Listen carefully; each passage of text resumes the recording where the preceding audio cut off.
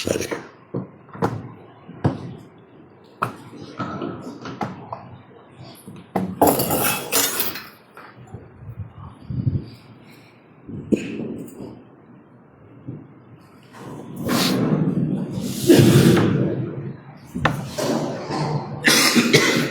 சமய ஆராதனை.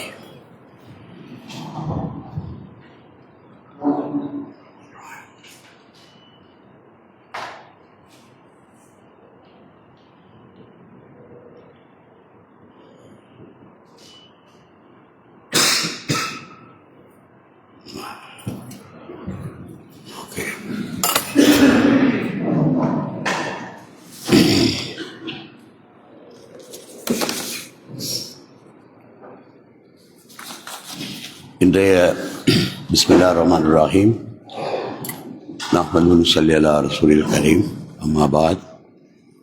அல்லாஹ்வை புகழ்ந்து கொண்டு அவனுடைய திருத்தூதர் ரசூலே கரீம் ஸல்லல்லாஹு அலைஹி வஸல்லம் அவர்கள் மீது ஸலவாத்தும் ஸலாமும் சொல்லிக்கொண்டு இங்கே வந்திருக்கின்ற கௌரவ மாநகர சபை உறுப்பினர்கள், ஆணையாளர், செயலாளர் அவர்கள், உத்தியோகத்தர்கள், கேலரியிலே அமர்ந்திருக்கின்ற பிரமுகர்கள், உங்கள் அனைவருக்கும் அஸ்ஸலாமு அலைக்கும், வணக்கம், ஆய்போவான். இன்றைய கூட்டங்களின் அடுத்ததாக கௌரவ மாநகர முதல்வர்களின் விசேட அறிவித்தல்கள். இந்த அடிப்படையில் கடந்த பல நாட்களாக இலங்கையில் நிலவிய மோசமான காலநிலை காரணமாக இந்த நாட்டில் எல்லா மாவட்டங்களும் பாதிப்புக்குள்ளாகி அந்த பாதிப்புகளில் இருந்து உடனடியாக மீள்வதற்கான வாய்ப்பு வசதிகளை இந்த நாடு தேடிக்கொண்டிருந்தது. இலங்கையின் எல்லா உள்ளூராட்சி சபைகளிலும் போதுமான அல்லது தேவையான வாகனங்கள் அல்லாஹ்வினுடைய உதவியால் நான் அமைச்சராக இருந்த பொழுது நாடு முழுவதும் கொடுத்திருந்தேன்.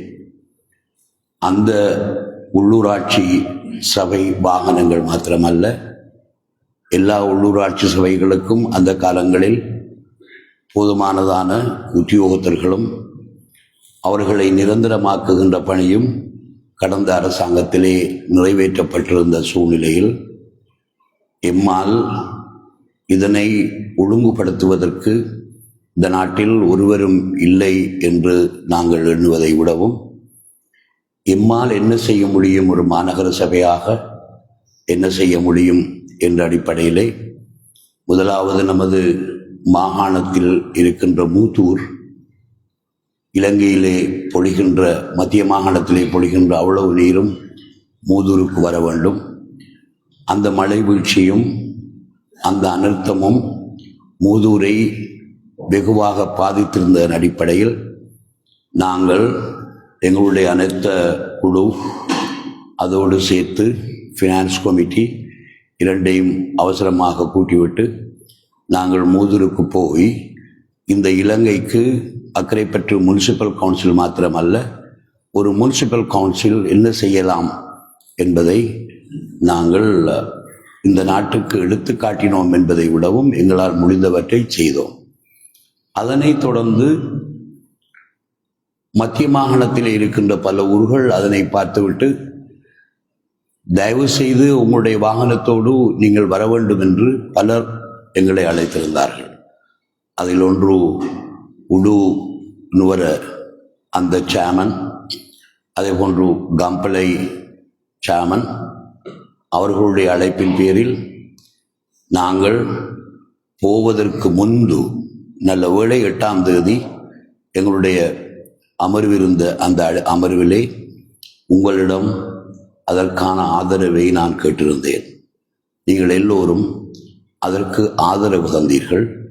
அதற்காக அக்கரைப்பற்று மக்கள் உங்களுக்கு அளித்த வாக்கு பெறுமதியானது என்பதை நீங்கள் காட்டியிருக்கிறீர்கள். அதற்காக முதல் உங்கள் எல்லோருக்கும் நான் நன்றி சொல்ல கடமைப்பட்டிருக்கிறேன். அதனைத் தொடர்ந்து அந்த பிராந்தியத்தினுடைய பாராளுமன்ற உறுப்பினர், ஒரு கட்சியினுடைய தலைவர், நம்ம எல்லோருக்கும் தெரிந்த நண்பர், அவரும் தயவு செய்து வாருங்கள் என்று அவரும் அழைத்ததின் பேரிலும் நமது சபை, நமது ஊழியர்கள் எல்லோரும் அங்கு சென்றது மாத்திரமல்ல, இந்த ஊரில் உள்ள பைத்துல் மால் சபை இளைஞர்கள் என்று வெவ்வேறாக பணிகளை செய்திருந்தார்கள். அதற்கு அந்த ஊர் மக்களே சாட்சியாக இருக்கிறார்கள். அதாவது சபை முதல்வர், தலைவர் அல்லது அங்கத்தினர்கள் எவ்வாறு நடந்து கொண்டார்கள் என்ற விடயங்கள். நமது அங்கத்தினர்கள் நமக்கான பணி குப்பை அள்ளுதல், சுத்தம் செய்தல் என்று நாங்கள் ஊழியர்களை மட்டும் வேலை வாங்காமல் எமது அத்தனை அங்கத்தினர் என்பதை விடவும் அங்கு வந்தவர்கள் காலிலே அதற்குரிய ஷூ மாட்டிக்கொண்டு, கையிலே க்ளவுஸ் போட்டுக்கொண்டு அந்த குப்பைகளை கையாலேயே அள்ளுகின்ற அளவிற்கு அந்த மனநிலையில் இயங்கியதை கண்டு அக்கரைப்பற்று மாநகரத்தையும் அதனுடைய சேவையையும் அந்த ஊர் மக்கள் பாராட்டிய பல வீடியோக்கள் இருக்கிறது. எனவே அந்த கைங்கரியத்துக்காக அதிகமாக எல்லோரும் வந்தீர்கள். எல்லோருமாக சேர்ந்து நாம் பணியாற்றுவதற்கு முனைந்திருந்தோம். அது அரசியல் அல்ல, அது எமது கடமை.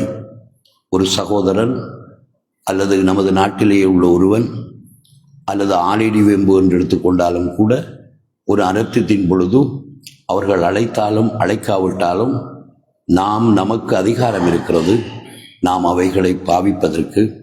அந்த வகையில் எங்களுடைய ஆணையாளர் அவர்களுக்கும் இவ்வாறு செய்வதற்கு அனுமதித்த சீஃப் செக்ரட்டரி, அதே போன்று கவர்னர் அவர்களுக்கும் இந்த இடத்திலே நான் நன்றியை சொல்லிக்கொண்டு, விசேடமாக இதில் பங்கு பற்றிய நமது ஊழியர்கள், குறிப்பாக நமது அதாவது லேபரஸ் ஊழியர்கள், அதே போன்று ஃபயர் மேன்ஸ் தீயணைப்பு படையினர்கள், அவர்கள் எல்லோரையும் பாராட்டுவதற்கான ஒரு தினத்தை நாங்கள் குறிக்க வேண்டும். அவர்களுக்கு நாங்கள் ஒரு ஃபங்க்ஷன் வைத்து அவர்களுக்கு ஒரு சர்டிஃபிகேட், ஒரு நற்சான்று பத்திரத்தை நாங்கள் உத்தியோகபூர்வமாக மாநகர சபையால் வழங்க வேண்டும் என்றும் இந்த நேரத்திலே நான் கேட்டுக்கொள்கிறேன். அதற்கு நீங்கள் எல்லோரும் அனுமதியை தர வேண்டும். என்ன? ஓகே, அல்ஹம்துலில்லாஹ். மீண்டும் ஒரு முறை உங்களுக்கு நன்றி சொல்கிறோம். பாதிக்கப்பட்ட மக்கள் முறையாக அவர்களும் நிமிர வேண்டும். என்னுடைய பார்வையிலே நீண்டகால அரசியல் அனுபவம், நீண்டகால அமைச்சுக்களை செய்ததன் அடிப்படையில் இந்த சபையிலே நான் அழுத்தமாக சொல்கிறேன், நீர்ப்பாசன திணைக்களம் மேலும் அவர்களுடைய அவதானத்தை எடுக்க வேண்டும். மகாவலி கங்கையோ அல்லது தில்லையாரோ அல்லது குமுக்க நோயாவோ எந்த ஆறாக இருந்தாலும் அதற்கு ரிசர்வேஷன் மார்க் பண்ணப்படாமல் இருந்தது மாத்திரமல்ல, ஆத்து ஓரத்தில் 3-4 மாடி கட்டடங்களை அமைப்பதற்கும் காரணமாக இருந்து அழிவுகளுக்கும் காரணமாக இருந்திருக்கிறது. எனவே இந்த இடத்திலே பொறுப்பு வாய்ந்த ஒரு சபையில் இருந்து கொண்டு பொறுப்பு வாய்ந்த சிரேஷ்ட பிரஜையாக இந்த மண்ணில் கடமையாற்றிருக்கிறோம் என்ற அடிப்படையில் நீர்ப்பாசன திணைக்களத்தை நாங்கள் கேட்டுக்கொள்கிறோம். நீங்கள் மீள புனரமைக்கப்பட வேண்டும், உங்களுடைய மனநிலைகளில் மாற்றம் கொண்டு வரப்பட வேண்டும். அப்போதுதான் மக்களினுடைய மனங்களும் முறையாக மாற்றப்பட்டு முறையானவற்றை செய்ய முடியும் என்பதையும் நான் இதிலே சொல்லிக்கொள்ள விரும்புகிறேன். உதாரணமாக, ஒரு நகர அமைப்பு என்பது, வீடுகள் கட்டுவதென்பது, அவைகளுக்கெல்லாம் முறையான திட்டமிடல்கள் இடப்பட்டு இதற்கு பிறகாவது இந்த உத்தியோகத்தர்கள், என்வாயன்மெண்ட், இந்த கட்டிட திணைக்களம் என்று சொல்லுகின்றவர்கள், இவர்களெல்லாம் என்னுடைய பார்வையிலே அழிவுகள் வரப்போகிறது என்று அழிவு வருவதற்கு அரைமணத்தியாலத்துக்கு முதல் பேசிக் கொண்டிருப்பதை விடவும், அழிவிற்கு முன்பு மக்களை எங்கு குடியேற்ற முடியும், இந்த மலைகளிலே குடியேற்ற முடியுமா என்ற அறிக்கைகளை அவர்கள் வழங்க வேண்டும்.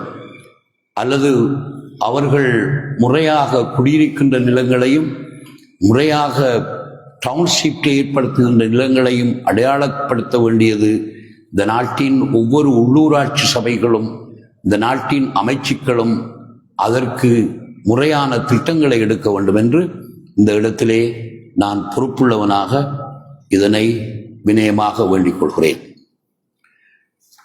அதனைத் தொடர்ந்து இந்த 2026ஆம் ஆண்டிற்கான வரவு செலவு திட்டத்தை மாநகர சபையின் வரவு செலவு திட்டம் சபையில் சமர்ப்பித்தல். ஆகவே அதனை நான் இந்த சபையிலே உங்களுக்கு உத்தியோகபூர்வமாக சமர்ப்பிக்கின்றேன். இங்கு சில முக்கியமான தரவுகளை நான் சொல்ல வேண்டும். நான் இன்று இந்த மாநகர சபையை உருவாக்குவதில் அதனை கெசட் நோட்டிஃபிகேஷனில் பிரகடனப்படுத்துவதில் அதனை எல்லைகளை ஆய்வு செய்வதில் இந்த மாநகர சபைக்கு எவைகள் வேண்டுமென்று முறையாக நாங்கள் செய்து கொடுத்திருந்த பொழுதிலும் என்னுடைய வாழ்க்கையில் நான் இந்த மாநகர சபையின் தலைவராக வருவேன் என்று கனவு கூட காண்டவில்லை. இருந்தாலும் என்னுடைய அரசியல் வாழ்வில் எல்லாமே நான் கேட்டு வந்தவைகள் அல்ல. உதாரணமாக இணைந்த வடகிழக்கு மாகாண சபையின் ஒரு அங்கத்தவராக கடமையாற்ற கிடைத்தது. அதற்கு பிறகு இந்த நாட்டின் பாராளுமன்ற உறுப்பினராக 2000ஆம் ஆண்டு சென்று பணியாற்ற கிடைத்தது. அதனைத் தொடர்ந்து 2001ஆம் ஆண்டுக்கு பின்னர் கல்வி பிரதி அமைச்சராகவும் அதன் பின்னர் பெருந்தெருக்கள் அமைச்சராகவும் அதன் பின்னர் கிழக்கு மாகாண உட்கட்ட அபிவிருத்தி அமைச்சராகவும் அதன் பின்பு மீனவ வீடமைப்பு மீனவர்கள் தொடர்பானதும் உட்கட்டமைப்பு அபிவிருத்தி அமைச்சென்று ஒன்றிலும் கடமையாற்றியிருக்கின்றேன். அதனைத் தொடர்ந்து நீர்வளங்கள் வடிகால் அமைப்பு அமைச்சராக நீண்ட காலம் பணியாற்றியிருக்கின்றேன். அதனைத் தொடர்ந்து இந்த உள்ளூராட்சி மாகாண சபைகள் அமைச்சராக பல ஆண்டுகள் இருந்து சேவையாற்றியது என்பதை விடவும் எனக்கு வழங்கப்பட்ட அந்த அமைச்சுக்களிலிருந்து நாடு முழுவதற்கும் நான் பணியாற்றியிருக்கிறேன். உதாரணமாக கிழக்கு மாகாண உட்கட்டமைப்பு அபிவிருத்தி அமைச்சு என்று எனக்கு வழங்கப்பட்டிருந்தாலும் வடமேல் மாகாணத்திலும் வடமத்திய மாகாணத்திலும் இருக்கின்ற எத்தனையோ கிராமங்களுக்கு அந்த அபிவிருத்திகளை எங்களால் செய்யக்கூடியதாக இருந்தது. ஒவ்வொரு அமைச்சும் எனக்கு கிடைத்த நாட்களிலிருந்து அது முடிகின்ற வரைக்கும் மக்களுக்காக நாடு முழுவதும் நாங்கள் பணியாற்றியிருக்கிறோம் என்பதற்கு மக்களும் பிரதேசத்திலே இருக்கின்ற அந்த நினைவு கற்களும் ஆதாரங்களாக இருந்திருக்கிறது. அதே போன்று எல்லா ஊருக்கும் பணிபுரிகின்ற பொழுது ஆக கூடுதலாக அக்கறை பற்று எனக்கு இடம் தந்திருந்ததனால் இந்த மக்கள் பாக்கியசாலிகளாக இந்த மக்களுக்கு எதிர்காலத்தில் தேவையான எல்லாவற்றையும் செய்து முடித்ததன் பிற்பாடு கடந்த பாராளுமன்ற தேர்தலிலே என்னை தோற்கடிக்க வேண்டும் என்று, அதாவது தாங்கள் வெல்ல வேண்டும் என்று எண்ணியதை விடவும் அத்தாவுல்லாவை தோற்கடிப்பது எப்படி என்ற அந்த ஒரு நிகழ்ச்சிகளின் கீழ் பலர் ஈடுபட்டிருந்தார்கள், பணம் செலவழித்திருந்தார்கள், அதற்காக பல அதிகாரிகளை பாவித்திருந்தார்கள் என்பதெல்லாம் அவர்களுடைய வார்த்தைகளிலிருந்தே இன்று அது மிக தெளிவாக அது அமுலாகி கொண்டிருக்கிறது. அவர்கள்தான் செய்தார்கள் என்பது உண்மையில். இந்த அடிப்படையில் நாங்கள் பாராளுமன்றத்திற்கு போகவில்லை என்றாலும் கூட இந்த மாநகர சபைக்கு வருவதற்கென்று நான் எண்ணியிருக்கவில்லை. நான் முன்பு சொன்னது போல் எனக்கு கிடைத்த அமைச்சுகள் ஒன்றையும் நான் கேட்டு வாங்கவில்லை. ஒவ்வொரு பொழுதிலும் எனக்கு ஒவ்வொரு அமைச்சுக்கள் கிடைக்கும். அந்த அமைச்சில் தான் எல்லாமே இருக்கும் எனக்கு தேவைப்பட்டது. அப்படித்தான் அந்த அமைச்சுக்கள் எனக்கு வந்தன. அதே போன்றுதான் மாநகர சபையிலும் நான் களமிறங்க வேண்டும் என்று அல்லாஹ்வுடைய நாட்டம் இருந்திருக்கிறது. அதில் தேவைகளும் இருந்திருக்கிறது. மீதிப்பட்ட அக்கரைப்பற்றினுடைய வேலைகள் நெறிப்படுத்தப்பட வேண்டும், வருமானங்கள் அதிகரிக்கப்பட வேண்டும், அக்கரைப்பற்று மாநகரத்தினுடைய சொத்துக்கள் முறையாக பேணப்பட வேண்டும்.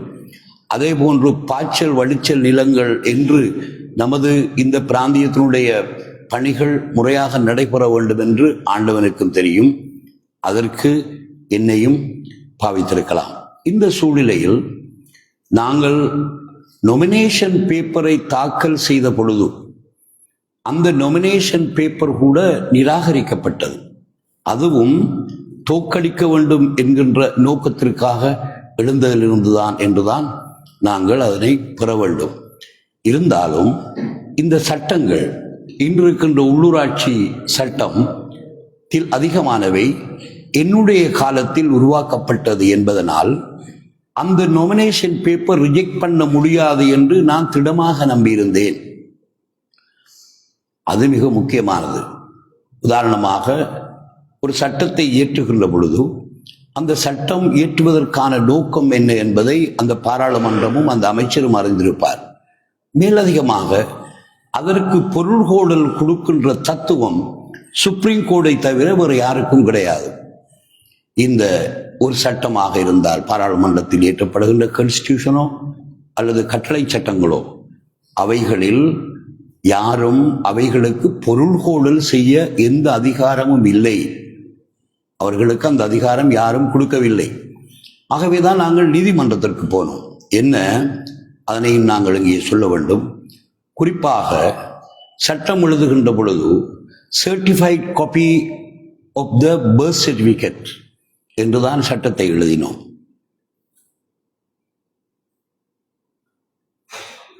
பிறப்பு சான்றிதழுடைய சர்டிஃபை பண்ணிய காப்பி என்பதற்கு ரிட்டைனிங் ஆஃபீஸர்மார், அசிஸ்டன்ட் கமிஷனர்மார் அது இவ்வாறு தான் இருக்க வேண்டும் என்று அவர்கள் ஒரு பொருள்கோடலை சொல்லி அதனை ரிஜெக்ட் பண்ணார்கள்.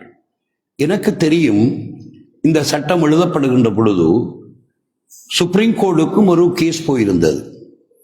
ஒரு நொமினேஷன் பேப்பரை நாங்கள் தாக்கல் செய்கின்ற பொழுது அது அந்த வேட்பாளர்களுடைய அந்த அபிலாசை, அதனை நம்பி வாக்களிக்க இருக்கின்ற மக்களினுடைய அபிலாசைகள் எல்லாம் அப்படியே இருக்கத்தக்கதாக ஒரு வேட்பாளருடைய பர்த் சர்டிஃபிகேட் பிழை என்றோ அல்லது ஒரு வேட்பாளருடைய என்னது அதற்குரிய அஃபிடவிட்டிலே ஜேபியினுடைய சீல் இல்லை என்றோ இப்படி வருவதனால் இது நிராகரிக்கப்படுகின்ற ஒன்றாக இருக்கிறது.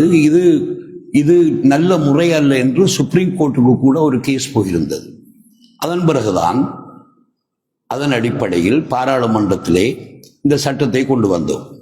அதாவது இந்த இவைகளெல்லாம் இப்படி இருக்க வேண்டும், பர்த் சர்டிஃபிகேட், அஃபிடவிட் அவர் சைன் பண்ணி இருக்க வேண்டும் என்றதெல்லாம் இருக்க வேண்டும். கடைசி பராவில் அதை வாசித்து பார்க்கலாம் நீங்கள். இவைகள் இல்லாவிட்டாலும் நொமினேஷன் பேப்பரை ரிஜெக்ட் பண்ண முடியாது என்று பல காலங்களுக்கு பிறகு ஒரு எடுத்த முடிவு. அந்த காலத்தில் நானும் இருந்திருக்கிறேன்.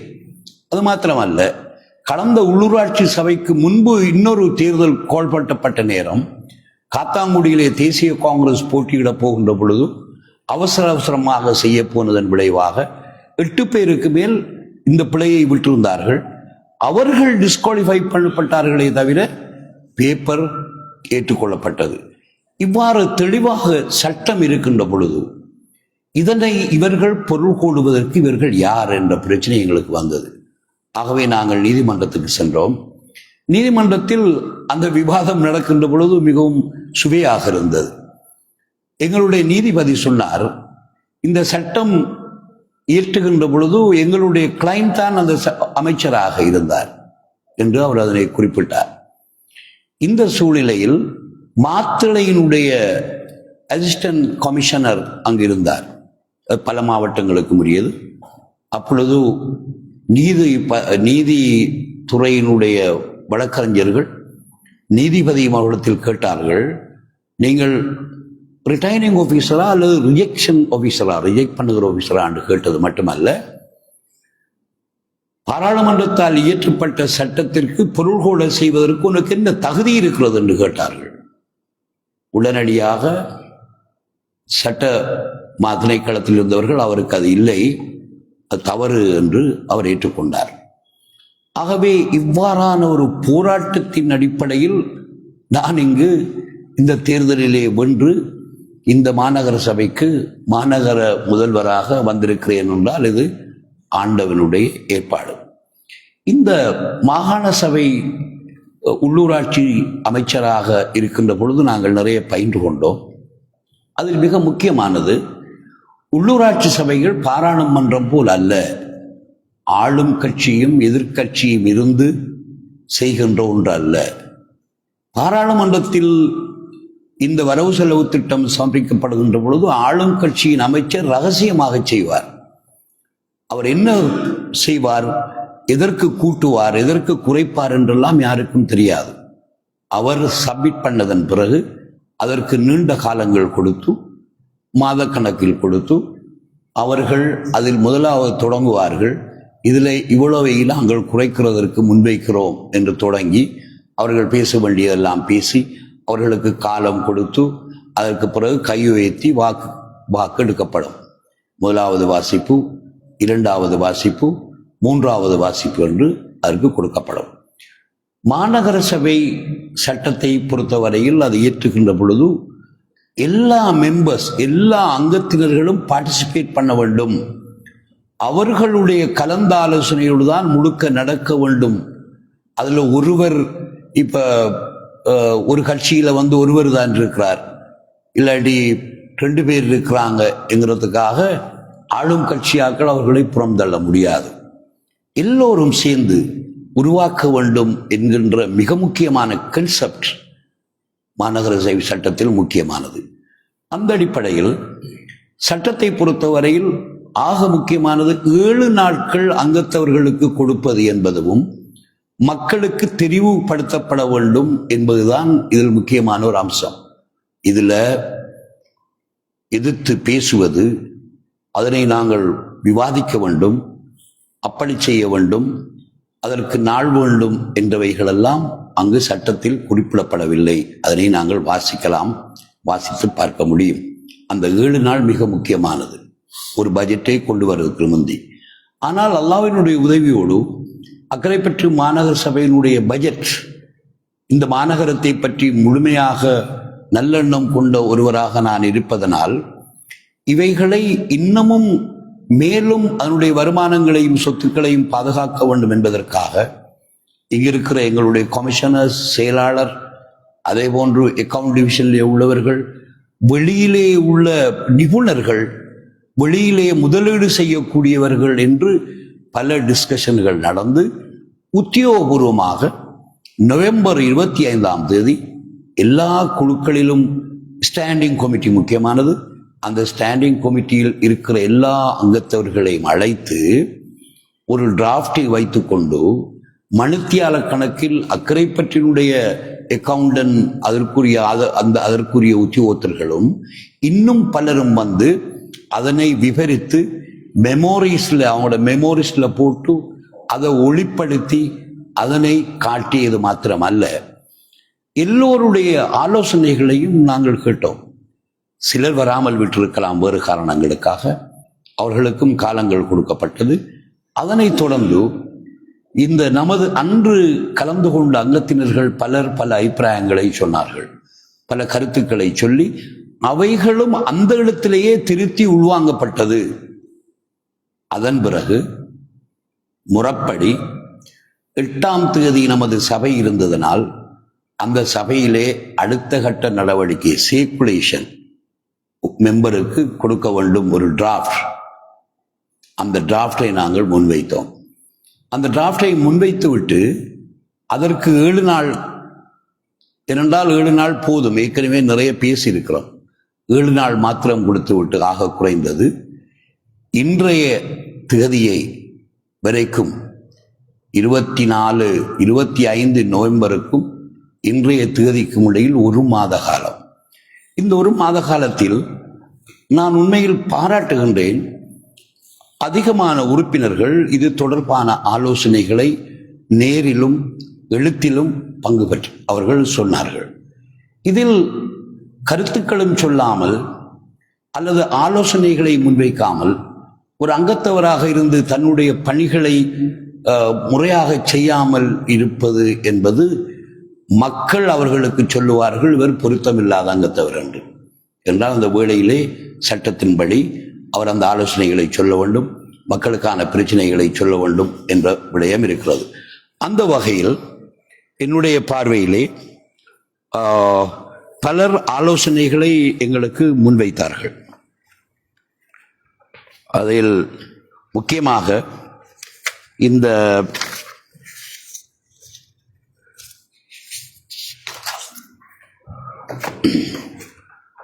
அங்கத்தினவர்கள் மாத்திரமன்றி வெளியிலே உள்ளவர்களும் அக்கறைப்பற்று எங்களுடைய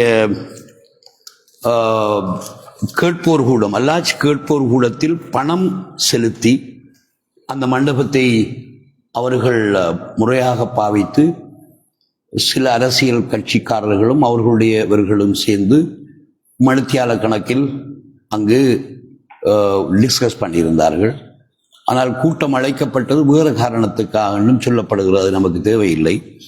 அந்த வகையிலே இங்கிருக்கிறது மொய்தீன் பாவா இணைப்பாளர் வரவு செலவு திட்ட மக்கள் கருத்தறி பேரணி ஒரு அவசரமாக அழகான ஒரு பேரில் ஒரு கூட்டம் உருவாக்கப்பட்டிருக்குது. பெரிய சந்தோஷமா இருக்குது. ஒவ்வொரு மனிதனும் இவ்வாறான ஒன்றை செய்ய முடியும் என்பதை காட்டியிருக்கிறார்கள். அந்த சங்கத்தால இந்த சங்கத்தால இல்லாட்டி அந்த அந்த குழுவால் என்று இல்லாமல் மொய்தீன் பாவா இணைப்பாளர் பல மக்கள் குழுவுக்கு அக்கரைப்பத்து மக்களுக்கு என்றே சொல்லலாம். வரவு செலவு திட்ட மக்கள் கருத்தணி செயலணி மாஷா அல்லாஹ், இதுக்கு வேறு விதத்திலான்னு சொல்லணும், அவர்கள் உருவாக்கி முதல்வருக்கு எழுதுகிறார்கள். அதில் அக்கரைப்பற்று மாநகரின் 2026ஆம் ஆண்டுக்கான வரவு செலவு திட்டத்தினை தயாரித்து பொதுமக்கள் ஆலோசனைக்காக வெளிப்படுவதையிட்டு மகிழ்ச்சி அடைகிறோம். சந்தோஷம். அக்கரைப்பற்று மாநகர சபையின் தேசிய மக்கள் சக்தி உறுப்பினர்களின் ஆலோசனைக்கு அமைய மாஷா அல்லாஹ், கையடிக்கணும் மாஷா அல்லாஹ், அமைய 2026ஆம் ஆண்டின் மாநகர உத்தேச வரவு திட்டம் தொடர்பில் பொதுமக்கள் கருத்தறிவதற்கான செயலணி ஒன்றினை அமைத்து அதன் இணைப்பாகத்தில் சமூக ஊடகங்களின் பொது அறிவித்தல் செய்யப்பட்டு கூட்டம் ஒன்றினை கடந்த 13/12/2025 மாநகர சபையில் அல்லாஜ் மண்டபத்தில் நடத்தியிருந்தோம். இந்த கடிதத்தில் உங்களால் முன்மொழியப்பட்ட வரவு செலவு திட்ட பகுப்பாய்வுகள் செய்யப்பட்டதுடன் பொதுமக்களால் ஆலோசனைகளும் சிபாரிசுகளும் முன்வைக்கப்பட்டது. அல்ஹம்துலில்லாஹ். இந்நிகழ்வில் அக்கரைப்பற்று அனைத்து கிராமங்களிலும் இருந்து 70 பேர் பங்கு கொண்டார்கள். அந்த விவரங்கள் இருக்கிறது, என்னென்ன டிவிஷன்ல உண்டு. அதனைத் தொடர்ந்து அவர்கள் எழுதுகிறார்கள், இங்கு பொதுமக்களால் முன்வைக்கப்பட்ட ஆலோசனைகளும் சிபாரிசுகளும் பின்வருமாறு. 1. வரவு செலவு திட்டத்திற்கு பொதுமக்கள் கருத்து கேட்பதற்கு வழங்கப்பட்டுள்ள 7 நாட்கள் அவகாசமானது போதாமல் இருப்பதால் இதனை கால நீடிப்பு செய்து வழங்க வேண்டும் என்று சொன்னார்கள். இருந்தாலும் நாங்கள் ஒரு மாதம் அவர்களுக்கு வழங்கியிருக்கிறோம். அதில் எங்களுக்கு பிரச்சனை இல்லை. 2. அக்கரைப்பற்று பஸ் தரிப்பு நிலையத்தில் பொருத்தப்பட்டுள்ள டிஜிட்டல் விளம்பர பலகை கடந்த 4 வருடங்களுக்கு மேலாக செயற்படுத்தப்படவில்லை. அதனை சரி செய்து தனியார் சந்தை விளம்பரங்களை காட்சிப்படுத்துவதன் மூலம் மாநகர வருமானத்தை அதிகரித்துக் கொள்ளலாம். பாராட்டத்தக்க ஒரு விஷயம். எங்களுக்கு மறந்து போயிருந்தது காட்சிப்படுத்துகிற வேலையில். ஆகவே அவர்கள் சொன்னதன் பிரகாரம் நாங்கள் அவசரமாக 3/4/442 நாங்கள் உள்ளடக்கியிருக்கோம். பொதுமக்கள் தந்ததற்கு நாங்கள் என்ன செய்திருக்கிறோம் என்பதை நான் வாசிக்கின்றேன். பஸ் தரிப்பு நிலையத்தில் மூடப்பட்டுள்ள நிலையில் உள்ள கடைகளை பொருத்தமான மீள் கட்டி அமைத்து வாடகைக்கு விடுதல் மூலம் வருமானத்தை அதிகரித்தல். இது ஏற்கனவே செய்யப்பட்டிருக்கிறது. வழக்கமாக சபைகள் இல்லாத காலத்தில் பல பிரச்சனைகள் இருக்கிறது. ஏற்கனவே தீர்மானித்திருக்கிறோம். இதனையும் நாங்கள் எடுத்து ஜனவரியிலிருந்து கடும் கவனமாக செய்கிறோம் என்பதை நாங்கள் அவர்களுக்கு அறிய தருகிறோம். 4. அக்கரைப்பற்று நகரின் பிரதான வீதியில் கடற்கரை திடலில் நடைபெறும் நடப்பாதை வியாபாரங்கள் நெறிப்படுத்தப்படாமல் உள்ளது. முக்கியமான விஷயம். நாம் கட்டோடஞ்சி தொடங்கிட்டோம். அவற்றை சீர் செய்து அதற்கான பொருத்தமான இடங்களை ஒதுக்கி உட்கட்டுமான ஏற்பாடுகளை குடைகள் அமைத்து வியாபாரிகளிடம் வருமானத்தை எடுத்துக்கொள்ளும். நல்ல விஷயம். நாங்கள் அதை செய்து கொண்டே இருக்கிறோம். நேற்று கூட நாங்கள் இந்த தென்னை மரம் இருக்கின்ற பகுதிகளுக்கு மண்ணை நிரப்பி அங்கு கட்டுகள் கட்டப்பட்டிருக்கிறது. அந்த கட்டிலையும் 2-3 பேர் இருக்காங்க மாஷா அல்லாஹ். அதனால இது வரவேற்கத்தக்கது. நாங்களும் நடவடிக்கை எடுத்துக்கொண்டிருக்கிறோம். அதாவுல்லா அரங்கம், அல்லாட்சி மண்டபம் போன்ற மாநகர சபை குறித்தான பொது மண்டபங்களின் தரத்தினை அதிகரித்து நிகழ்வுகளுக்கு தேவையான அனைத்து வசதிகளையும் ஏற்படுத்தி அதற்கான விளம்பரங்களை செய்து அதன் ஊடாக வருமானத்தை அதிகரிக்க வேண்டும். நல்ல ப்ரப்போசல். நானும் வந்த நாள் கூடியிருந்து அதை சொல்றேன். ஆக கூடுதலான வருமானம் தருகிற ஒரு சாமான் நம்மள அதாவுல்லா அரங்கம் தான், அல்லாஹ் மன்றம். அதே போன்று அல்லாஹ் நாடுகிறான். மேலதிகமாக நான் சொல்ல வேண்டும், எமது டிஎஃப்சி வைத்திருந்த அந்த இடம் கிட்டத்தட்ட ஒரு மங்கள மகாலாக ஆக்குவதற்கும் ஆக கூடுதலான வருமானங்களை அது பெறுவதற்கும் நாங்கள் வேலைகளை முடித்துக் கொண்டிருக்கிறோம் என்பதையும் அவர்களும் விளங்கிக் கொண்டு இந்த உறுப்பினர்களும் விளங்கிக் கொள்வதற்காக சந்தோஷமாக சொல்லிக் கொள்கிறேன். வீதிகளுக்கான பேர்ப்பலகை இல்லாத வீதிகளுக்கு முறையான பேர்ப்பலகை அமைத்து காட்சிப்படுத்தல், இது கட்டாயம் தேவைப்பட்டது. கரியப்பர் ரோட்டிலேயே நாம நின்று கிறியிருக்கோம். எனவே இதற்கு குழு அமைப்பதற்கும் வீதி பலகைகளை போடுவதற்கு பணங்களையும் நாங்கள் அவருடைய வேண்டுகோளின்படி நாங்கள் அந்த ஓட்டிலே சேர்த்திருக்கிறோம். 33442. மாநகர எல்லைக்குள் தனியார் கம்பெனிகள், வியாபாரிகளால், சேவை வழங்குபவர்களால், தனியார் கல்வி நிறுவனங்கள் மேற்கொள்ளப்படும் விளம்பரங்கள், பதாகைகள் போன்றவற்றை முறையாக கண்காணித்து பொருத்தமான கட்டணங்களை கிரமமாக விடுதல். இது ஒரு முக்கியமான விஷயம். கமிஷனரும் கேட்டுக்கிறீங்க, செக்ரட்டரி கேட்டுக்கிறார், உத்தியோகத்தர்கள் கேட்டுக்கிறாங்க. இதை அவங்க ஏற்றுக்கொண்டாங்க, இது செய்கிறேன்னு சொல்லி. மாஷா அல்லாஹ். வெளியூர்களிலிருந்து அக்கரைப்பற்றுக்கு பலவிதமான நோக்கங்களில் மருத்துவ, கல்வி, வியாபாரம், அரசியலையும் சேர்த்திருக்கணும். அவன் வருபவர்கள் குறைந்த கட்டணத்தில் தங்கி நிற்கக்கூடிய ஓய்வு அறை பொருத்தமான கட்டணங்களை இனங்கண்டு நீர்ப்பூங்கா அருகில் உள்ள அல்லது வேறு தீர்மானத்தில் சேவை வழங்குவோம் வருமானத்தை பெறலாம். நல்ல ஐடியா. இதற்கு நாங்கள் ஏற்கனவே கடற்கரை ஓரத்தில் இருக்கிற எமது ஒரு இடம் இருக்கிறது, ஜிம் சென்டர். அதனை நாங்கள் ஒரு பெரிய ஒரு தங்குகின்ற ஹோட்டலாக மாற்றுவதற்கு மாத்திரமல்ல, இன்னும் இவர்கள் குறிப்பிட்ட இடங்களையும் பரிசீலித்து அதற்கான ஏற்பாடுகளை நான் பின்பு சொல்லுவேன். அதனை நான் சொல்லுகிறேன். எனவே இவைகள் உண்மையாகவே நல்ல முன்மொழிவுகள். வெளியூர்களிலிருந்து அதான் சொன்னதாகும். எத்தனை ஏஜல்ற குறைந்த கட்டணத்தில் தங்குறது. 9வது எலப்பொஜன். இது சிங்கள வார்த்தை, நாம தமிழ்ல ஒன்று உருவாக்கணும். எலப்பொஜன் போன்ற ஒரு கிராமிய உணவு அவங்க சொல்றாங்க. அந்த பேர்ல நம்முடைய கிராமிய உணவு சந்தை அமைத்து உணவு உற்பத்தியாளர்கள், பெண்கள் தொழில் வாய்ப்பினை நாளாந்தம் காலை உணவு, மதிய உணவு, இரவு உணவு, சிற்றுண்டி உண்மையா ரொம்ப தரமானது. நம்மளோட கொழுக்கொட்டைக்கு நிகர் எங்கோ இருக்குதா? பனங்கா பணியாரத்துக்கு நிகராக என்னவோ இருக்குதா? மருதமனையில் பலர் பலதை சொல்றாங்க. இப்ப நம்மளோட கிழங்கு கடைகளுக்கு நிகர் எங்கேயும் இருக்குதா? இல்லை.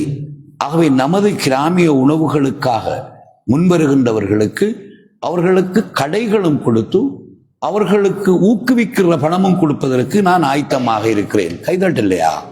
என்ன சாதிராப்பா, இது அவங்களோட ஆலோசனை இல்ல. எலப்போஜன், அதுக்கு நாம வேற பேரொண்டு வைக்கணும். அடுத்ததாக கிராமிய சிறு கைத்தொழில் உற்பத்தியாளர்களுக்கான வாய்ப்புகளை அதிகரித்தல். நான் ஏற்கனவே சொல்லிட்டேன். அவங்களுக்கு நாங்கள் காசு அலோகேட் பண்ணியிருக்கோம். அதை அலோகேட் பண்ணியிருக்கோம் 6/3/478 வாய்ச்சிருப்பு எழுதானே எல்லாரும் ஒவ்வொரு வரியா அல்லாஹ் அன்றிக்கான் சோதனமாய் தான் நிற்குது. மீராவோடைய அடுத்தது நீர்த்தேக்கத்தை முறையாக பாதுகாத்து பராமரித்து அதில் நீர் பூங்கா ஒன்றினை அமைத்து நீர் பூங்கா ஒன்று புதிதாக அமைக்கிறார். என்னடா என்றாலும் அதை ஒத்துக்குவோம். நீர் பூங்கா ஒன்றை அமைத்து சுற்றுலா, பொழுதுபோக்கு, விளையாட்டு சர்வீஸ் நிறுவனம் வருமானத்தை அதிகரித்தல். நல்ல ப்ரொபோசல். இதை நாம் நீண்ட காலமாக சொல்லிக்கொண்டு வருகிறோம். அதை கட்டுகின்ற பொழுது எண்ணம் இருந்தது. அந்த விடயத்துக்கு நான் பின்பு வருவேன். கடற்கரை திடலில் சிறுவர் பூங்கா ஒன்றை நிறுவி முறையாக பொழுதுபோக்கு வசதிகளை செய்து வழங்குதல். கடற்கரையில தான் முதலாவது சிறுவர் பூங்காவை நாம் அமைத்தோம். இப்போ ஹோட்டல் கட்ட போற இடத்துல அந்த காலத்துல அது கடல் பிடிக்கிற நிலைமைகளால் அதை மாற்றினாலும் புதிய நவீனமான சிறுவர் பூங்காக்களை எங்கு மீராவோடையிலும் கடற்கரை பிரதேசத்திலும் இன்னும் பல இடங்களில் அமைப்பதற்கு நாங்கள் சேர்த்து கொண்டிருக்கிறோம், தீர்மானித்திருக்கிறோம். மாஷா அல்லாஹ், நல்ல ப்ரொபோசல்ஸ். அடுத்ததாக பெண்களுக்கான பிரத்யேக உடற்பயிற்சி. மாஷா அல்லாஹ், ஜிம் ஒன்றினை அமைத்து பொருத்தமான கட்டணம் ஒன்றை அளவீடு செய்தல். மீராவுடையை இவைகளுக்காகத்தான் நாங்கள் பார்க்கிறோம். பெண்கள் சந்தை, பெண்களினுடைய உற்பத்தி, பெண்கள் உடற்பயிற்சி, சிறுவர்களுடைய உடற்பயிற்சி, நல்ல உணவு சாப்பிடுகின்ற இடம் என்று நான் பின்பு வருகிறேன். எனவே அவைகளுக்கும் 6/3/511 நாங்கள் சேர்த்திருக்கிறோம். பெண் ஜிம் அமைக்கணும், பொம்பளைகள் ரெடி ஆகும், நீங்க முன்னுக்கு வழிகாட்டணும். முச்சக்கர வண்டிகளுக்கு மீட்டர் கட்டண முறையை அறவிடுதல் வேண்டும். ஓம், அதுவும் நாங்கள் ஏற்றுக்கொண்டோம். அவங்கள கூப்பிட்டு அந்த விஷயத்தை செய்யறதுக்கு நாங்கள் அதுக்கு தேவையானத்தனையும் செய்வோம். மலசலகூடம் இல்லாத மிகவும் வறிய குடும்பங்களுக்கு கட்டமைப்பை ஏற்படுத்த உதவி செய்தல், அதனையும் நாங்கள் சேர்த்துக்கொண்டோம். 6/3/476 அது காசு போட்டிருக்கிறோம். கட்டாக்காலி கால்நடைகள் திருநாய்களின் தொல்லைகளை குறைத்து பொதுமக்களுக்கு பாதுகாப்பினை ஏற்படுத்த முறையான வேலை திட்டம் ஒன்று வேணும். அந்த காலங்களில் நாய் சுடுறதுக்கு என்றும் உள்ளூராட்சி அவையில் ஒருவன் இருந்தான். இப்ப அதுவும் இல்லை, நாய் சுடுறது வேலா. இப்ப கட்டாக்காலியை கட்டுறதுக்கு ஆள் பிடிச்சிக்காண்டா நம்மளோட டாக்டரும் பொம்பளை. அப்போ உவைஸ் காக்கா ஒரு வைச்சாமனா இருந்து பிடிங்களா அவ எப்படி பிடிக்கிற அல்லாஹ் காப்பாத்தினா. இதுக்கு ஒரு முறையான வேலை திட்டம் வேணும். இந்த வேலை திட்டம் என்பது மாடுகளை பிடிப்பதல்ல, மாடு வைத்திருக்கின்றவர்களுக்கு முறையான பயிற்சி பட்டறை வழங்க வேண்டும். இன்றைக்கு ஒருவர் வந்தார்கள், பால் மில்க் பார்ன்னு திறக்க போறாங்க. அவர்களுக்கு மிகவும் ஆலோசனைகளை நான் வழங்கியிருக்கிறேன். அந்த மில்க் பார் எவனோ காய்ச்சித்தார பாலை நீங்க இங்க விற்கிறார்கள் அறிக்கோனா, நம்மட பால் கறந்து விற்கிறதுக்கான ஏற்பாடுகளை செய்யுங்கோ, உங்களுக்கு நான் உதவி செய்வேன் என்று சொல்லி அனுப்பிக்கிறேன். அதன் பிரகாரம் ஃபுட், உணவு பாதுகாப்பு மிக முக்கியமானது. அதன் பிரகாரம் இந்த கட்டாக்காலி மாடு வைத்திருக்கிறவர்களுக்கு ஒரு பயிற்சி வகுப்புகளை நடத்தி அதற்கு தேவையான வழிவகைகளை செய்வதற்கு நான் இந்த மன்றத்திலேயே உத்தரவிடுகிறேன். அவை நடைபெற வேண்டும். இல்லாட்டி தக்பீரன் ஹலாலன் தக்பீரா உவைசக்கா அப்படி கிடக்கு. கௌரவ முடிஞ்சிப்ப கௌரவ மாநகர முதல்வர் அவர்களே, மேற்குறித்த உத்தேச வரவு செலவு திட்டத்திற்கான பொதுமக்கள் ஆலோசனையை உங்களுடைய மேலான கருத்தில் கொண்டு எமது மாநகரத்துக்கான வருமானங்களை அதிகரித்து பொதுமக்களுக்கு அவசியமான தரமான சேவைகளையும் வழங்கி சுயட்சமான மாநகரத்தை உருவாக்கும் பணியில் தயாரிக்கப்படும் வரவு செலவு திட்டத்தில் மேற்கூறிய ஆலோசனைகளை இணைத்துக் கொள்ளுமாறு இதன் கீழ் கையொப்பமிடும் நாங்கள் உங்களிடம் மிகவும் பணிவாக வேண்டிக் கொள்கிறோம். இந்த கோரிக்கைகளுக்காக உங்களுடைய நடவடிக்கைகள் தொடர்பிலும் எடுக்கப்படும் தீர்மானங்கள் தொடர்பிலும் எங்களுக்கு அறியத்தருமாறு பணிவாய் வேண்டுகிறோம். இதன் ஊடாக நான் அவர்களுக்கு பாராட்டை தெரிவித்து அவர்களுடைய முயற்சி, அவர்களுடைய ஆலோசனைகள் இன்னமும் தேவை. நாங்கள் ஃப்ரீயாக மண்டபத்தை தருவதற்கு ஆயத்தமாக இருக்கிறோம், காசு கட்ட தேவையில்லை என்பதை இப்படியான ஆலோசனையை செய்வதற்கு நான் அவர்களை பாராட்டி அவர்களுக்கான பதிலை நான் இந்த இடத்திலே உங்கள் மத்தியிலே சொல்கிறேன். அதன் பின்னர் முகமது ருகாஸ் அந்த இருக்கிறதானியோ அவர் அவருடைய ஆலோசனையை சமர்ப்பித்திருந்தார். மேற்படி விடயம் சம்பந்தமான அறிவித்தலின் பிரகாரம் கீழ்வரும் திட்டங்களை உள்சேர்க்குமாறு தயவுடன் கேட்டுக்கொள்கிறேன். அக்கரைப்பற்று 15 உள்ள மத்தினார் வீதி சுமார் 15 ஆண்டுகளுக்கு முன்னர் கான்கிரீட் இடப்பட்டது. அதனால் தற்போது அவ்வீதியானது அக்கரைப்பற்று ஆதார வைத்தியசாலைக்கும் நோயாளிகளின் பெரும்பாலானவர்கள் வீதியை பயன்படுத்துவதால் அவ்வீதியை மீள் கான்கிரீட் இட்டு தருமாறு வேண்டிக் கொள்கிறோம். நாங்கள் அதுக்கு உடனடியாக அந்த இதில் நாங்கள் அதற்குரிய ஏற்பாடுகளை செய்திருக்கிறோம். 3/3/548 சபை நிதியிலிருந்து நாங்கள் பணம் ஒதுக்கியிருக்கிறோம் இன்ஷா அல்லாஹ். மற்றது reconstruction of Mudaliyar road Akkaraipattu 15 203 with 3.5 metre அந்த விஷயங்களை தந்திருக்கிறார். இரண்டாவது, மாநகர பிரதேசத்தில் செய்யப்படும் திண்பக் கழிவுகளில் முக்கியமான விஷயம், தேங்காய் மட்டை மற்றும் சிரட்டைகளை வேறாக ஒன்றுபடுத்தி அவற்றை குருநாகல் பிரதேசத்திற்கு நேரடியாக ஏற்றுமதி செய்யாமல் அல்லது அவற்றை கிரைண்டர் இயந்திரங்கள் மூலம் துகள்களாக்கி அவற்றை ஏற்றுமதி செய்யலாம். உண்மையா பெரும் முக்கியமான விஷயம். அதுக்கு நாங்கள் ஏற்பாடு செய்திருக்கிறோம். நமது திண்பக் கழிவு நிலையம் மாத்திரமல்ல, நமக்கான பயலை உற்பத்தி நிலையமும் இயங்கும். அதே போன்று சிரட்டை மட்டைகளை அவர் கீழும் சொல்லியிருக்கிறார். இலவசமாக கிடைக்கின்ற தேங்காய் மட்டைகளை ஒன்றுபடுத்தி பொருத்தமான இடத்தில் ரூபாய் 1.5 லட்சம் பெறுமதியான 2 கிரைண்டிங் மெஷின்களை பொருத்தி அவற்றை தூள்களாக்கி விற்பதன் மூலம் மாநகர சபைக்கு வருவாய் ஏற்படுத்துடன் 2 பேருக்கு தொழில் வாய்ப்பும் வழங்கப்படும். உடனடியாக அதனை நாங்கள் இந்த பட்ஜெட்டில் சேர்த்திருக்கிறோம். 2/9/513 இங்கே அதுக்குரிய உத்தியோகத்தர்களும் இருக்கிறார்கள். அவசரமாக அதற்குரிய மெஷின் வாங்க வேண்டும், அல்லது இதை விடவும் நல்ல மெஷின் வாங்கினாலும் ஒன்றுமில்லை. அது உலகத்திற்கு தேவையான சாமான். நம்முடைய சாமான் எல்லாம் கணக்கு தேவைப்படுற ஒருத்தரும் கணக்கு எடுக்கிறதில்ல. நம்முடைய சிரட்டை மட்டும் இல்லை, எல்லா சாமான் கடுஞ்சாமான் நம்முடைய சாமான். மற்ற சபூராதம் அவர்கள் மாஷா அல்லாஹ் அவர் எழுதியிருக்கிறார். மூலாம்பக்கம் இதான் அவர் மாறி கூத்திரிக்காங்கயா. ஓம் மாநகர சபை 2026 வருஷ திட்டத்திற்கு ஒருங்கிணைந்த மேற்பாட்டு முன்மொழிவுகள். அக்கரைப்பற்று மாநகர சபையின் வருவாயை உயர்த்தவும், செலவுகளை ஒழுங்குபடுத்தவும், சேவைகளை நவீனப்படுத்தவும் நான் கீழ்கண்ட 6 முன்மொழிவுகளை ஒருங்கிணைந்த திட்டமாக முன்வைக்கிறேன். வாங்க சொல்லுது.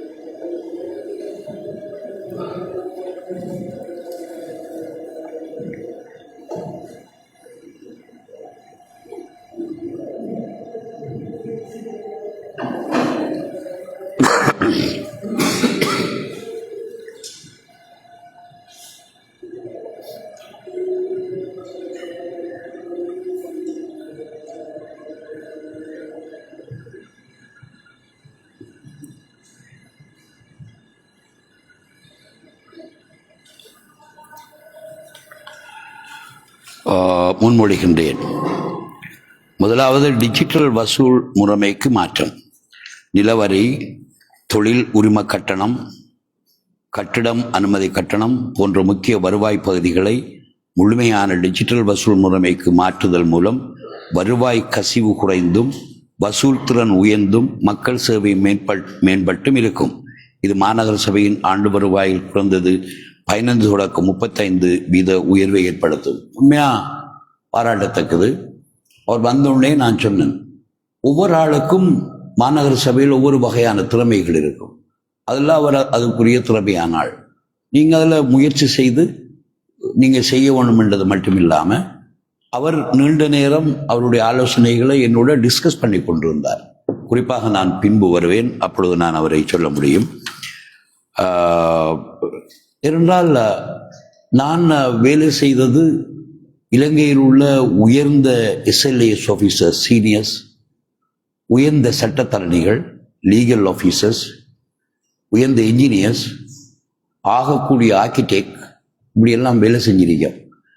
அப்போ இங்கே வந்திருக்கக்குள்ள அப்படி 2 பேர் இருந்தால் தானே எனக்கும் சரியா இருக்கும் ஆலோசனை சொல்றதுக்கு. ஒரு பெரிய எஸ்எல்ஏஎஸ் ஆஃபீஸர் இருந்தால் எனக்கு எவ்வளோ ஆதரவாக இருக்கும். எப்படிப்பட்ட ஆட்கள் இருந்திருப்பாங்க? சீனியர் செக்ரட்டரி, அசிஸ்டன்ட் செக்ரட்டரி, அதுக்கு பின்னால் எஸ்எல்ஏஎஸ் 15 பேர் இருப்பாங்க. இன்ஜினியர்ஸ்ண்டா குட்டை போட்ட இன்ஜினியர் தான் கூட இருந்து இலங்கையில் பாலம் கட்டுறவன்டா அவன் மட்டும்தான் அதுக்குரிய ஆளாக இருந்தான். பாலம் கட்டுற இன்ஜினியர்ஸ். ஆர்கிடெக்ட் நேற்று நான் கதைச்சேன். கிரிங்கோட என்று யூடிஐயில் இருந்த ஒரு பெரிய ஆர்கிடெக்ட் இஸ்மாயில், பெரிய பெரிய ஆர்கிடெக்டோடு இருந்தார். ஆகவே சட்டம் இயற்றுவதற்கு லீகல் டிராஃப்ட்ஸ்மேன், பெரும் சட்டத்தரணிகளோடு பாராளுமன்றத்தில் இருந்திருக்கிறேன். அதை விடவும் துறை சார்ந்தவர்கள், இப்போ உதாரணமாக திஸ்ஸ விதாரண என்பவர், அவர் ஒரு ப்ரொஃபஸராக இருந்திருக்கிறார் இந்த வைரலஜி சம்பந்தமாக. இப்படியானவர்களோடு நான் தொழிற்பட்டிருக்கின்ற பொழுது, அக்கரைப்பற்று மாநகரம் என்பது கல்வி அறிவில் கூடிய பிரதேசம். அப்ப என்னை வளைத்திருக்கிறவர்கள் மூளைசாலிகளாக, ஒரு நல்ல மக்கள் தொடர்பாக நல்ல இதயம் படைத்தவர்களாக இருக்கின்ற பொழுது இவைகள் தானாக நடக்கும். அது ஒரு முக்கியமான விஷயம். அதனை நான் அவருக்கு பாராட்டி, மற்றது லேண்ட்ஃபில், குப்பை கொட்டும் இடம், இது மிக முக்கியமாக. மாநகர சபைக்கு சொந்தமான குப்பை கொட்டும் நிலம் இல்லாததால் திண்மக்கழிவு மேலாண்மை செலவுகள் அதிகரிக்கின்றன. லேண்ட்ஃபில் ஒன்றை கொள்வனவு செய்தல் மூலம் நீண்டகால செலவினங்களை கட்டுப்படுத்தவும் திண்மக்கழிவு மேலாண்மையை தரமாக நடைமுறைப்படுத்தவும் முடியும். இதனை நாங்கள் ஏற்கனவே தீர்மானித்திருந்தாலும் இதனையும் ஏற்றுக்கொண்டு அதற்கு நிதியும் ஒதுக்கீடு செய்திருக்கிறோம். 29,573, 29,514 போன்ற இடங்களிலே. மற்றது ஜிம் சென்டரை மேம்படுத்தி செயற்படுத்தல், இதுவும் மிக முக்கியமானது. நாங்கள் அக்கரைப்பற்று கடற்கரையிலே இருக்கின்ற ஜிம் சென்டர், அந்த இடத்துக்கு அது தேவைப்படும். ஒரு ஹோட்டல் கட்டினால், இப்பொழுது பார்க்கிலே இருக்கின்ற முடியாத ஒரு குறை பில்டிங்கில் நாங்கள் ஆம்பளைகளுக்கான ஜிம்மை அங்கே கொண்டு வரத்துக்கு நாங்கள் தீர்மானிச்சிருக்கிறோம். அதுவும் அதற்கு மேலே ஒரு கல்ச்சரல் ஹோல், அதற்கும் நாங்கள் தீர்மானித்திருக்கிறோம். ஆகவே உங்களுக்கும் என்னுடைய பாராட்டுக்கள். மேம்படுத்துதல். கடற்கரையில் உள்ள ஜிம் சென்டர் தற்போது மக்கள் பயன்பாட்டில் இல்லாத நிலைமை உள்ளது. அதை நவீனமயப்படுத்தி பெண்களுக்கு தனி நாட்கள் வழங்கி மேலாண்மை ஒழுங்குபடுத்தலினால் குறைந்தது 500 உறுப்பினர்களை இணைத்து மாதாந்தம் ₹1 மில்லியன் வருமானம் ஈட்ட முடியும். மேலும் இது ஆரோக்கியமான சமூகத்தை உருவாக்கும் ஒரு முக்கிய ஆகும். நல்ல நிகழ்ச்சி.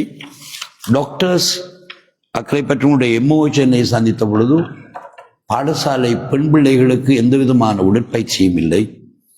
ஒரு காலம் இருந்தது, நம்முடைய பாஷையில் சொல்ல போனால், பெண்கள் அதிகம் வேலை செய்தார்கள், நெல்லு குத்தினார்கள், தேங்காய் ஊத்தினார்கள், உடுப்பு கழுவினார்கள், கொள்ளி கொத்தினார்கள், சமைத்தார்கள், பிள்ளை பெறுவதும் ஒன்று போறாப்பல நடந்துச்சு. இப்பொழுது அப்படி அல்ல. இப்பொழுது திருமணம் முடித்தவுடன் அசையவனாம் என்று சொன்னதாம் என்று சொல்லிக்கிட்டு அசையாம அப்படியே இருந்து எல்லாமே சீசரையை போகுது. எனவே இது உடற்பயிற்சி சம்பந்தமானது. பிள்ளைகள் கல்வி படிப்பு என்று இடங்களும் இல்லாமல் பெண் பிள்ளைகள் அடைக்கப்பட்டிருக்கிறார்கள். எனவேதான் ஆயிஷாமாக்கு அது வழங்கும் நம்மளோட முறாவுடையில் அந்த பெண் ஜிம்மை நாங்கள் அமைக்கிறதுக்கு தீர்மானிச்சிருக்கோம். முறாவுடைக்குரிய மெம்பர்ஸ் எத்தனை பேர் இருக்கிறோம்? நீங்கள் இருக்கீர், அவர் இருக்கார், மற்றது பொம்பளை பிள்ளைகள் நம்மளோட 3 பேரும். அதற்கான இடத்தை நான் உங்களுக்கு ஒதுக்கீடு செய்வேன். அதற்கான சொத்துக்கள் நாம் ஏற்கனவே வாங்கியிருக்கிறோம். ரோடு போடுவது இன்னும் உயர்த்த வேண்டும். அதில் வேலை இருக்குது. நீங்கள் 50 ரூபா சின்னத்தை அலமெடுத்து செஞ்சு முடித்தாலும் அங்கு காணிகள் இருக்கிறது. நாங்கள் பலமுறை போயிருக்கிறோம். அந்த காணிகளிலே இதனை உருவாக்குவதற்கான ஏற்பாடுகளை நாங்கள் தீர்மானித்திருக்கிறோம். நீங்களும் உங்களுடைய ஆதரவினை வழங்க வேண்டும். இவைகள் தான் எங்களுக்கு கிடைத்த ஆலோசனைகள். இந்த 7 நாட்களுக்குள் நாங்கள் கொடுத்த தேதிக்குள் பொதுமக்களும் பார்வையிட்டிருக்கிறார்கள். பொதுமக்கள் அதற்காகவே ஒரு ஒரு ஒரு குழுவை நியமித்து அதனை ஒழுங்குபடுத்தி, அதுவும் குறிப்பாக மக்கள் சக்தியினர், அதான் ஜேவிபியினர்கள் அவர்கள் ஒன்றிணைந்து அதனை செய்ததாக இங்கே குறிப்பிடப்பட்டிருந்தது. எனவே அவர்களுக்கு என்னுடைய பாராட்டுதல்களை கொக்குக்கு காலிரி கண்டு ஒத்துக்கொள்வது பெரிய விஷயம். ஆனபடினால அவர்களுக்கு என்னுடைய பாராட்டுதலை தெரிவித்துக் கொள்கிறேன். நல்லவைகள் செய்யப்பட்டிருக்கிறது. இதுல வாயால டிஸ்கஸ் பண்ணாக்கள், மாற்றினாக்கள் நிறைய பேர் இருக்கிறீர்கள். உங்களுக்கும் இந்த இடத்திலே நான் நன்றி சொல்வதோடு, நான் பிறகு சொல்லுவேன் என்று சொன்ன விஷயங்கள் இருக்கிறது.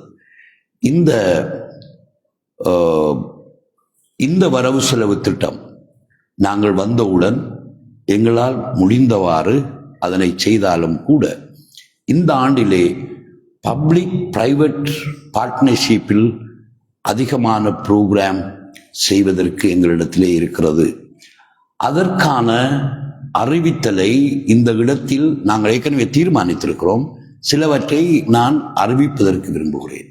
உதாரணமாக, முறாவுடையிலே ஒரு ரெஸ்டாரண்ட் இருக்கிறது, எங்களுக்கான காணி இருக்கிறது. அந்த காணிகளிலே பெண்கள் சந்தை, பெண்களுக்குரிய ஜிம், அதே போன்று பெண்களுக்குரிய கடைகள், சில்ட்ரன் பார்க் அதற்குரிய இடம் இருக்கிறது. அவைகளை சேர்த்த மொத்தமான ஒரு ப்ராஜெக்டுக்கு யாராவது பிரைவேட் பார்ட்னர்ஷிப்பில் இருப்பீர்களானால் உங்களோடு நாங்கள் பேச தயார். அல்லது தனித்தனியாக இப்பொழுது இருக்கின்றவற்றை ஒருவரும், இன்னும் சிலர் நாங்கள் அழகான கடைகளை அமைக்கப் போகிறோம் என்பதற்கு இன்னும் ஒருவரும், அல்லது பொம்பளைகளுடைய ஜிம்மையும் பிள்ளைகளுடைய ஜிம்மையும் நாங்கள் பொறுப்பெடுக்கிறோம் என்றோ, அக்கரைப்பற்றில் முதலீட்டாளர்கள் நிறைய பேர் இருக்கிறார்கள். பணம் அவர்களிடத்திலே இருக்கிறது. எதில் முதலீடு செய்வதென்று தெரியாமல் இருக்கிறார்கள். எனவே இந்த சபை அமர்வின் மூலம் இவர்களை முதலீட்டுக்காக நான் அழைக்கின்றேன். அதே போன்று அக்கரைப்பற்று சந்தை சதுக்கம் அது முறையாக அபிவிருத்தி செய்யப்படும். அதனுடைய மீன் மார்க்கெட், அதுவும் மரக்கரை போன்றவைகள் மீள் கட்டுமான பணிகளுக்கு தயாராகி கொண்டிருக்கிறது.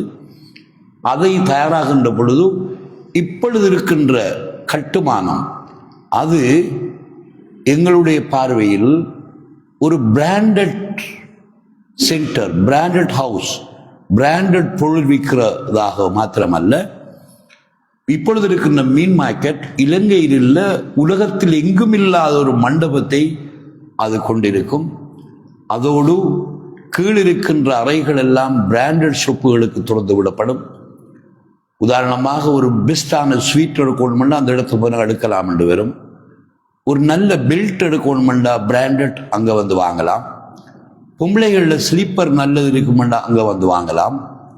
இவைகள் ஒரு புறம் இருக்க, தங்குவதற்கும் மேல் மாடியிலே இன்னும் பல ரூமுகளை நாங்கள் அமைத்து ஒரு தங்குகின்ற, மற்றவர்களுக்கு காரியாலயமாக பாவிப்பதற்கும் பல வழிகள் அதிலே இருக்கிறது. அதையும் நாங்கள் பப்ளிக் பிரைவேட் பார்ட்னர்ஷிப்புக்காக முதலீட்டாளர்களை அழைக்கிறோம். தி பெஸ்ட் மார்க்கெட் ஒன்றை நாங்கள் உருவாக்குவதற்கு உங்களை அழைக்கின்றோம்.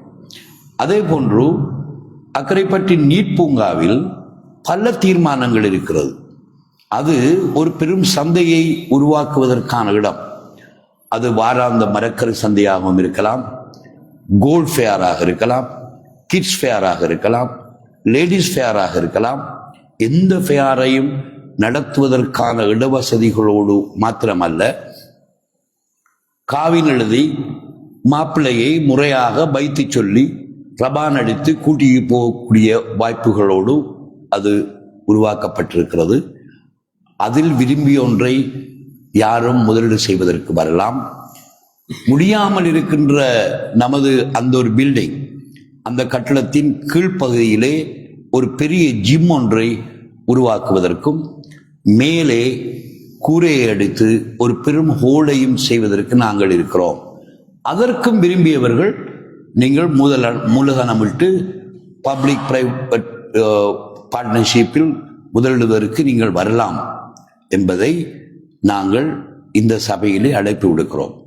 இதில் மிக முக்கியமாக எங்களுடைய சபூராதம் அவர்கள் பல எங்களுடைய பிள்ளைகள் தான் பலர் இப்படி இன்ட்ரெஸ்டாக இருப்பதாக, அதே போன்று கடற்கரை ஓரத்திலே தற்பொழுது இருக்கின்ற ஜிம் சென்டரிலே நாங்கள் ஒரு ரெஸ்ட் ஹவுஸ் என்ற பெயரிலோ அல்லது ஹோட்டல் என்ற பெயரிலோ எந்த ப்ரப்போசலுக்கு எது நல்லாக இருக்கும் என்று அதனையும் தீர்மானித்து அதனை கட்டி செய்வதற்கு நாங்கள் இன்வெஸ்டர்ஸ்களை கால் பண்ணுறோம். அதையும் இந்த சபூராதம் அவர்கள் ஒருவரோடு தொலைபேசியில் கூட பேசினார், என்னுடைய மருமகன் ஒருவரோடு. ஆகவே இந்த அழைப்பு இன்னமும் முனிசிபலோடு வந்து நீங்கள் பேசினால் பலவிதமான விடயங்களை நாங்கள் முதலீடு செய்வதற்கு மாத்திரமல்ல, அக்கறை பற்றி ஒரு அதிக வருமானம் கூடிய ஒன்றாக காணப்படும். அது மாத்திரமல்ல, நமது வாகனங்கள் ஆக கூடுதலான வாகனம் இருப்பது அக்கரைப்பற்று மாநகர சபையில். சபை இல்லாத காலங்களில் பராமரிப்புகளில் ஏற்பட்ட பிரச்சனைகளால் இன்று அதிக கூடுதலான திருத்தங்கள் செய்ய வேண்டியிருக்கிறது. இருந்தாலும் அவைகளை முறைப்படி நமது சொந்த காரண்டை எப்படி தேய்ப்போம், எப்படி பெயிண்ட் பண்ணுவோம், ஆகவே அதனையும் நாங்கள் முறைப்படுத்துவதன் மூலம் பாரிய வருமானங்களை நாங்கள் ஈட்ட முடியும் என்ற செய்தியையும் நான் இந்த இடத்திலே சொல்லிக்கொண்டு, இந்த பட்ஜெட்டுக்காக உழைத்த கமிஷனர், செயலாளர், அக்கவுண்டன்ட், ஆஃபீஸர்ஸ், மெம்பர்ஸ், ஆலோசனைகள் சொன்னவர்கள் எல்லோருக்கும் என்னுடைய நன்றியை சொல்லி நான் இந்த பட்ஜெட்டை நான் உங்களுக்கு சமர்ப்பித்திருக்கின்றேன். ஆகவே எனக்கு இந்த சந்தர்ப்பத்தை ஆண்டவன் அளித்திருக்கிறான், அவனுக்கும் நான் நன்றி சொல்லி என்னுடைய உரையை நான் முடித்துக் கொள்கின்றேன். கருத்துக்கள் ஏதாவது சொல்லுவதாக இருந்தால், முக்கியமான கருத்துக்கள்